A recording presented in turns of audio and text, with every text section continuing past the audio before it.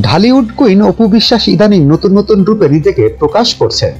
অভিনয়ের বাইরে অনেক কিছুই করতে দেখা যাচ্ছে এই অভিনেত্রীকে। সম্প্রতি একটি অনুষ্ঠানের বিচারক হয়ে অবাক করে দিয়েছেন তিনি।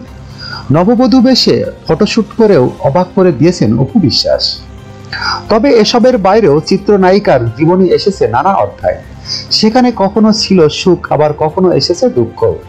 ঢালিউড কিং সুপার খানের সঙ্গে বিচ্ছেদের পর অপু বিশ্বাসের সুখের ঘাটতি হতে শুরু করে, তা অনেকেই জানেন। তবে এ নায়িকা মনে করেন, জীবনে যা কিছুই ঘটুক না কেন, সুখে থাকতে হলে যে কোনো ব্যাপারেই প্রত্যাশা কমাতে হবে।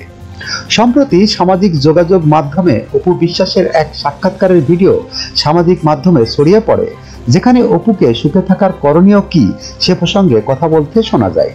সেখানে অপু বিশ্বাস বলেন, আমার কাছে মনে হয় সুখে থাকার জন্য একটা মানুষকে যে কোনো জায়গায় মানিয়ে নিতে হবে, তাহলে সুখটা সম্পূর্ণভাবে চলে আসে।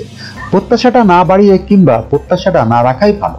অপু বিশ্বাসের সেই কথা ছড়িয়ে পড়ার পর অনুরাগীরা নায়িকার সঙ্গে একমত পোষণ করেন। অনেকে এটিকে উপদেশ হিসাবেও সদরে গ্রহণ করে নিয়েছেন। উল্লেখ্য, দীর্ঘদিন প্রেমের সম্পর্কের পর সাকিব অপু গোপনে বিয়ে করেন 2008 সালে। বিয়ের 10 বছর পর তারা সম্পর্কের ইতি টানেন। অপু বিশ্বাসের ছেলে আব্রাহাম খানকে নিয়েও ব্যস্ত থাকতে হয় তাকে। যখনকার খবর তখনই দেখতে চোখ রাখুন সুন 24 টিভিতে।